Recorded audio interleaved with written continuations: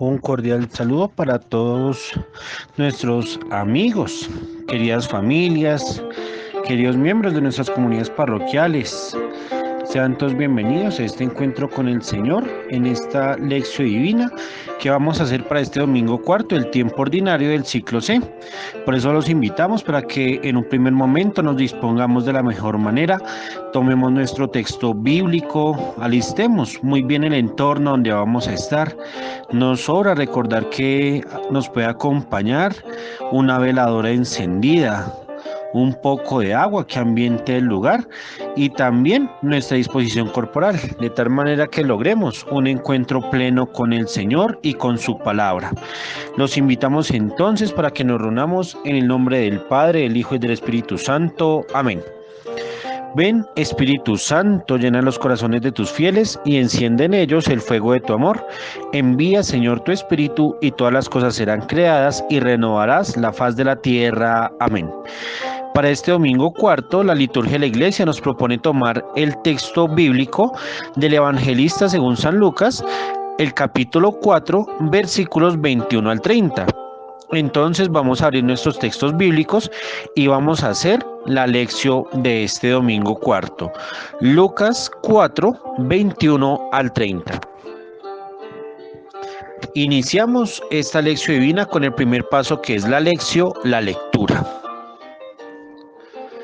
Comenzó pues a decirles: esta escritura que acaban de oír se ha cumplido hoy. Y todos daban testimonio de él y estaban admirados de las palabras llenas de gracia que salían de su boca. Y decían: ¿acaso no es este el hijo de José? Él les dijo: seguramente me van a decir el refrán: médico, cúrate a ti mismo. Todo lo que hemos oído que ha sucedido en Cafarnaún, hazlo también aquí en tu patria. Y añadió: en verdad les digo que ningún profeta es bien recibido en su patria. Les digo de verdad, muchas viudas había en Israel en los días de Elías, cuando se cerró el cielo por 3 años y 6 meses, y hubo gran hambre en todo el país. Ni a ninguna de ellas fue enviado Elías, sino a una mujer viuda de Sarepta de Sidón. Y muchos leprosos había en Israel en tiempos del profeta Eliseo, y ninguno de ellos fue purificado, sino Naamán el sirio. Al oír estas cosas, todos los de la sinagoga se llenaron de ira, y levantándose, le arrojaron fuera de la ciudad y le llevaron a una altura escarpada del monte sobre el cual está edificada su ciudad, para despeñarle. Pero él, pasando por medio de ellos, se marchó. Vamos con nuestro segundo paso, la meditación, donde hoy vamos a contemplar 4 puntos fundamentales para entender lo que el Señor nos quiere decir hoy en su palabra. Vamos a tomar las categorías hoy, sinagoga, fuera de Israel y plenitud. Iniciamos con la categoría hoy. Este versículo 21 ya lo meditamos en el evangelio anterior y sirve de puente, de enlace, para conectar el evangelio pasado con el que corresponde para este domingo. Recordemos que Jesús está en Nazaret. Él está en la sinagoga y ha proclamado el texto de Isaías 61, donde dice: el Espíritu del Señor sobre mí, porque me ha ungido. Él ha leído este texto y el evangelio de hoy comienza con esa, por decirlo así, predicación de Jesús. Hoy se ha cumplido esta escritura. Es decir, Jesús es el cumplimiento y la razón de ser del Antiguo Testamento. Al cerrar el rollo, él está queriendo decir que ya el Antiguo Testamento cumplió su preparación para su venida, para su llegada. Por eso se cumple esta escritura y ahora arranca una nueva alianza que es con él. Por eso nos damos cuenta que ahora aparece la reacción de la comunidad en la sinagoga. Todos daban buen testimonio de él. Démonos cuenta que el texto original griego no solamente dice la palabra martiria, sino eumartiria, es decir, el buen testimonio. Todos hablan bien de Jesús y Lucas constantemente pues nos trae escenas donde la comunidad, donde las personas se admiran de Jesús. Démonos cuenta, por ejemplo, los relatos de la anunciación, del nacimiento, ya luego cuando él comienza a hacer sus signos, sus milagros a lo largo del Evangelio. La consecuencia del signo del milagro siempre es la admiración, esa capacidad de mirar delante de. Qué bueno es que nosotros también podamos hacer ese ejercicio de contemplar a Jesús que predica también en el hoy de nuestra vida. ¿Qué es lo que causa admiración? Las palabras que salen de su boca. Se transmite aquí uno de los pasajes que aparece en el Antiguo Testamento que habla de la boca de Dios. Que qué bueno es para el ser humano recibir esa palabra que sale de su boca. Démonos cuenta que esa insistencia de Lucas tiene una intención específica y es mostrarnos a Jesús como la fuente y el fin de su mensaje. Es decir, el evangelio que predica es su misma persona. Es Dios mismo que se está mostrando y se está comunicando en el hoy de nuestra vida. Por eso encontramos que estas palabras son llenas de gracia. Es decir, es un regalo de Dios que Él nos hable. Después de 4 siglos de silencio, después de 4 siglos donde Dios no enviaba ya profetas, no hablaba a través de los oráculos sacerdotales, ahora es Él mismo el que se comunica en el don de su palabra. Qué bueno es que nosotros recibamos este regalo de Dios, que nosotros sigamos recibiendo ese encuentro con la palabra del Señor. Es así como nosotros ahora entendemos lo que pasa en la sinagoga. Esta admiración lleva a muchos a confundirse. Muchos lo habían visto criándose, jugando, aprendiendo, trabajando en Nazaret. Muchos lo habían ya visto acompañando a María después de la viudez que ella tuvo pues a raíz de la muerte de José. Muchos lo conocieron como carpintero y muchos sabían pues muy bien sus gustos, sus disgustos también. Muchos lo conocían ya porque había un trato cercano. Él es de la comunidad. Por eso la pregunta es, ¿no es el hijo de José? Es decir, aquí esta pregunta está remitiendo a que la comunidad tiene una confusión por su filiación. Es decir, él no está hablando como su papá terrenal. Aquí vemos algo más. Aquí hay algo más. Su identidad, su presencia es diferente a lo que nosotros vimos en él. Qué bueno es que también nosotros nos confrontemos a la luz de la palabra de Dios y purifiquemos esa imagen de Jesús. Tratemos de encontrar realmente quién es Él en nuestras vidas. Por eso Jesús le reclama con el dicho y con el refrán famoso, médico, cúrate a ti mismo. Es decir, este refrán que nos indica justamente que si tú puedes hacer algo en los demás, hazlo por ti mismo, hazlo en nuestra tierra. Hay un reclamo por sus acciones. Entonces, ¿por qué la gente o por qué Jesús hace este reclamo? Porque Él ve que ellos están queriendo que les haga un signo así como los que ha hecho en Cafarnaún. ¿Cuáles signos? Si todavía no los hemos leído. Lucas los narra después porque esa es su intención teológica. Es decir, Lucas nos quiere presentar a Jesús que comienza su acción desde su casa, desde su palabra, desde la sinagoga y sale de allí. Es decir, ya Jesús comienza a romper los esquemas de la tradición y de la religión judía para comunicar la salvación a los paganos. Entonces es allí donde Jesús narra, ningún profeta es bien recibido en la casa de su padre. Démonos cuenta que la palabra patria viene del latín patris, que significa padre. Es decir, aquí más que una cuestión nacional, más que una cuestión social, es una cuestión familiar. Ningún profeta, ningún enviado es bien recibido en su casa. Y esto lo sabemos muy bien porque la familia conoce todo. cualidades y defectos, conoce siempre todo y por eso el profeta nunca es bien recibido.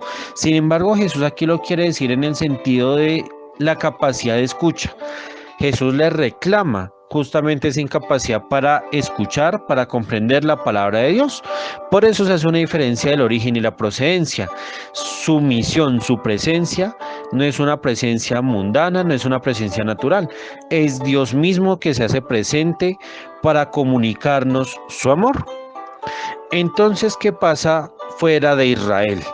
¿Por qué Jesús cita estos sucesos que marcaron a los dos profetas Elías y Eliseo? Entonces, lo primero, las viudas. El pueblo judío dejaba marginadas a estas mujeres. Las viudas son el reclamo constante de Dios. Es deber del pueblo y de la institución religiosa cuidar, proteger y acompañar a las viudas. Sin embargo, el pueblo, ahí nos damos cuenta de esa insistencia de Jesús. El pueblo no ha escuchado ese reclamo de Dios. Por eso la acción de Elías va más allá. Es en estos tiempos de Elías donde surge el nuevo profetismo para decirnos que Dios no se dedica a solamente enviar mensajes, sino a actuar en medio de su comunidad. ¿Y cómo lo hace? El cielo cerrado.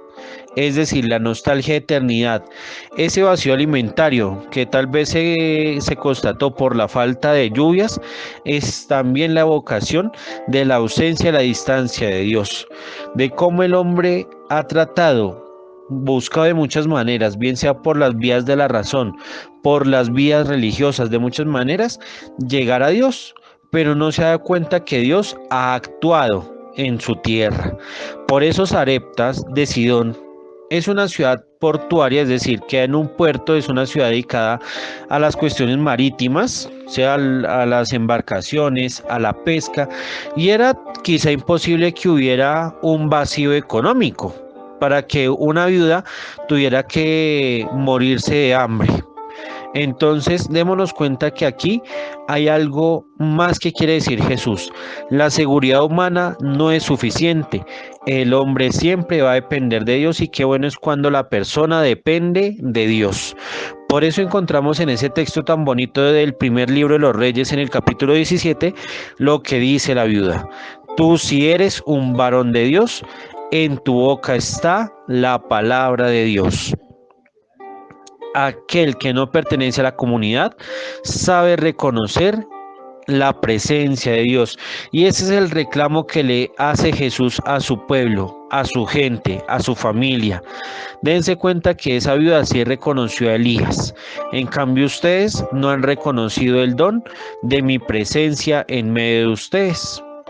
Solamente se admiran, es decir, solamente se quedan en una sensación externa, pero no me dejan entrar en su corazón, no me dejan entrar en su vida. ¿Qué pasó con esta viuda y Elías? Recordemos lo que sucedió.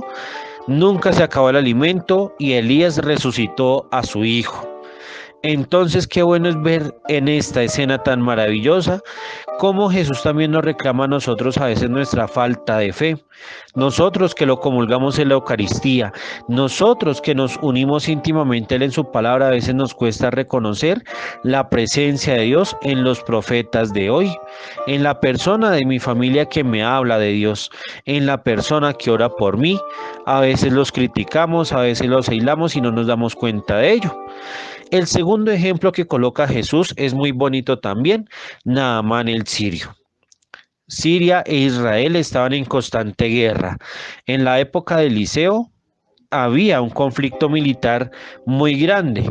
Sin embargo, cuando Naamán insiste en buscar alguna solución, una simple empleada, prácticamente una esclava que había tomado de esta confrontación, ella le dice: en mi tierra hay un profeta y este profeta te puede curar.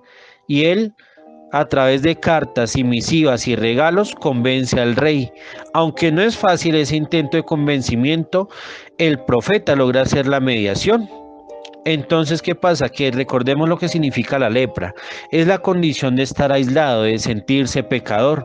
Más que la enfermedad física de la piel, es el hecho de saberse injusto, saberse que no tiene la piedad ni la fe suficiente para acercarse a Dios. Entonces, él acude al profeta y el profeta le dice: lávate 7 veces en el río Jordán. Se lava las 7 veces. Ya después de una pequeña discusión, de un pequeño conflicto, él acude y sale su piel como la de un bebé, es decir, el agua purifica, limpia. Qué bonito es ver en este segundo libro de los Reyes, en el capítulo 5, esa acción tan bella y tan especial que Dios hace por alguien que puede ser considerado el enemigo. Entonces aquí Jesús está reclamando también la misericordia. Lucas va a insistir mucho en el tema de la misericordia. Entonces démonos cuenta que el reclamo de Israel es porque afuera de su patria, de su tierra, sí se reconoce la presencia de Dios, sí se obedece la palabra de Dios, sí se da cumplimiento total a lo que Dios dice a través de sus mediadores. Ese es el reclamo que hace Jesús y que yo creo que también hoy nos lo hace a cada uno de nosotros. Tú has reconocido lo que yo he hecho en ti, porque es muy fácil reconocer los milagros que ha hecho en otras personas, pero cuando lo hace en mí, el solo hecho el del milagro de vivir, del milagro de la escucha, del milagro de los sentidos, el hecho de tener una comunidad, eso ya es una presencia de Dios. Entonces vamos con la diferencia aquí, ya en la parte final, la diferencia de plenitud. Empezaba el texto que leímos el domingo anterior: Jesús está lleno del Espíritu Santo, Lucas 4:14. En cambio, su gente se llenó de ira, Lucas 4:28. ¿Tú de qué estás lleno? ¿Estás lleno del Espíritu o te llenas de ira? Démonos cuenta de esa gran diferencia. Jesús, que habla con la verdad, que habla con el poder de Dios, y la gente que, enceguecida por su sentimiento, por su emoción, decide apartar a Jesús. Por eso, ¿qué pasa cuando hay esta diferencia? Jesús se levanta para leer el texto bíblico, el texto de Isaías. En cambio, la gente se levanta para arrojar a Dios. ¿Esto qué nos demuestra? Que aún les hace falta conocer a Dios. Les hace falta dejar que Él entre en su corazón y en su vida. Por eso el monte que encontramos acá no es un monte físico, en el sentido de que Nazaret, pues siendo una ciudad cercana al mar, siendo cercana, pues digamos en el nivel del mar, muy plana, muy superficial, no tenía pues digamos montañas como las hay en otras partes de Israel o en esa zona. Este monte que se refiere no es un lugar físico, es el monte de las seguridades humanas, es el monte del apartarse de Dios. Es cuando yo, en mi soberbia, soy capaz de tener una altura que me impide reconocer a Dios, me impide reconocer a mis hermanos. Este es el monte que quiere poner Lucas de realce. Es muy difícil dejar conocer a Dios si mi ego está elevado. Por eso la gente llena de rabia, de ira, lo empuja y lo quiere despeñar. Es decir, a Jesús lo quieren dejar en el vacío. Quieren borrar su memoria, quieren borrar su existencia. No les interesa porque simplemente no le creen, no confían en Él. Pero ¿qué pasa con Jesús? Pasa en medio de ellos. Jesús sigue presente. Jesús pasa por en medio para decirnos: no tienes por qué apartarme de tu vida, yo respeto tu libertad, pero déjame estar ahí contigo. Sin embargo, Él se marcha para cumplir su misión.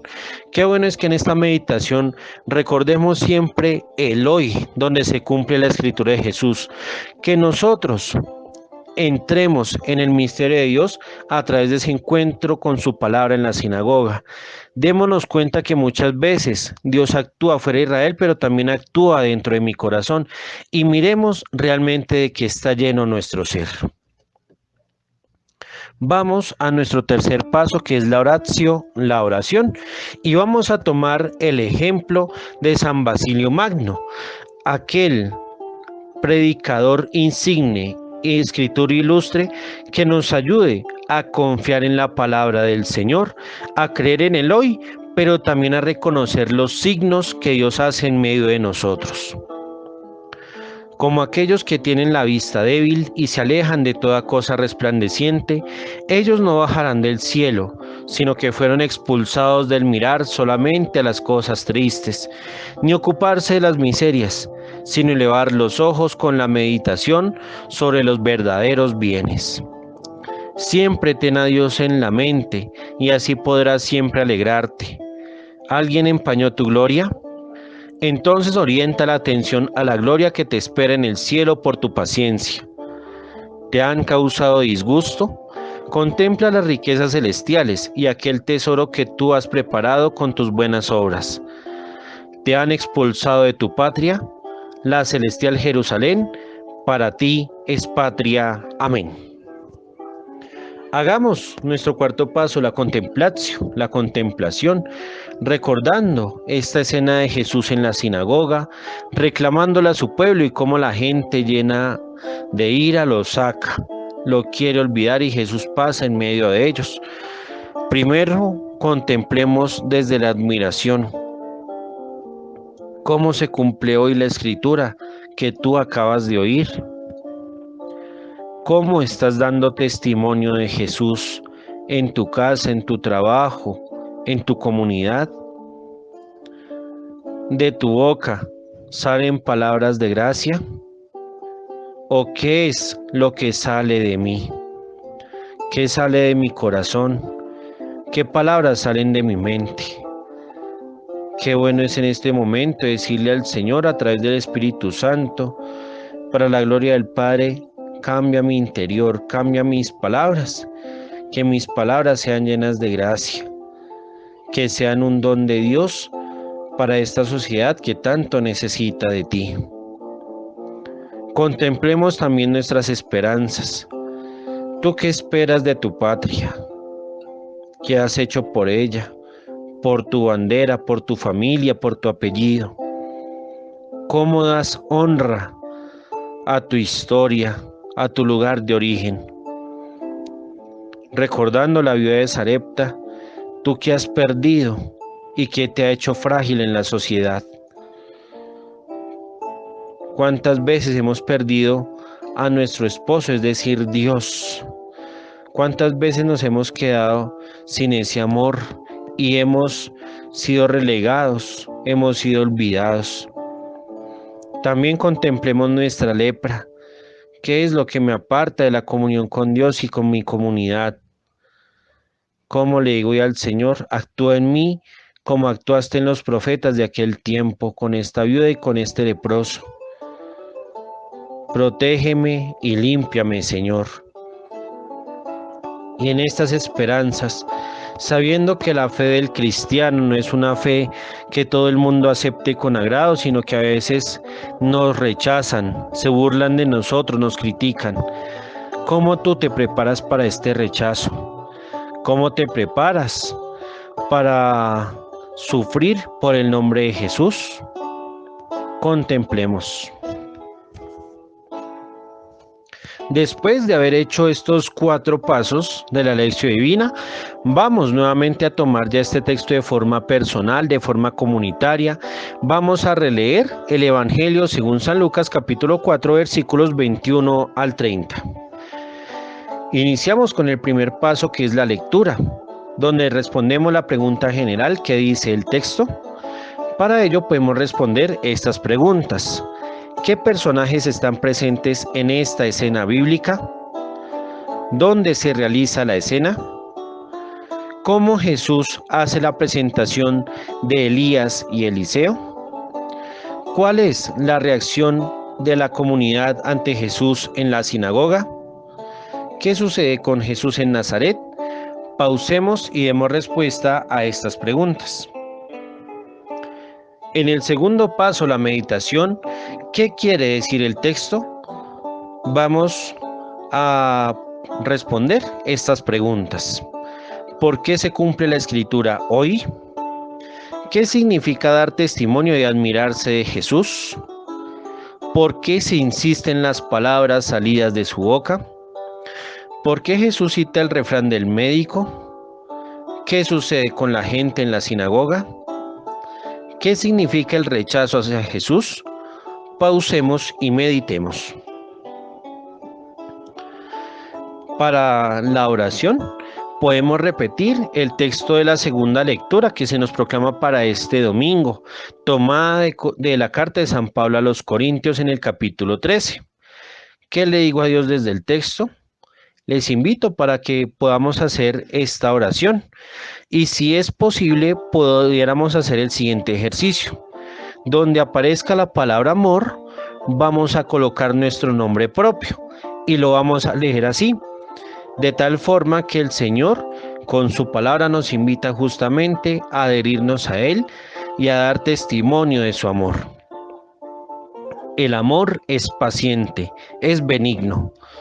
El amor no tiene envidia, no presume, no se engríe, no es indecoroso ni egoísta, no se irrita, no lleva cuentas del mal, no se alegra de la injusticia, sino que goza con la verdad. Todo lo excusa, todo lo cree, todo lo espera, todo lo soporta. El amor no pasa nunca. En una palabra quedan estas tres: la fe, la esperanza y el amor. La más grande es el amor. Para este cuarto paso, la contemplación, donde profundizamos el texto, vamos a hacer un momento de silencio. Revivamos el encuentro con Dios a través de su palabra. ¿Cómo escuchamos la palabra de Dios hoy? ¿Por qué es necesario creer en la palabra de Jesús? ¿Qué simboliza hoy la viuda y el leproso? ¿Cómo rechazamos a Jesús en nuestra vida? ¿Cómo evitar sacar a Jesús de nuestra vida? Pausemos y contemplemos. Hemos llegado al quinto paso de la lección divina, que es la acción. Que sea el momento para tomar decisiones frente a nuestra vida de fe y a través de una hora concreta poder dar cumplimiento a la palabra del Señor que Él nos propone para este domingo cuarto. Recordemos que la acción nos lleva a un compromiso con Dios, conmigo mismo, con la creación y con la comunidad.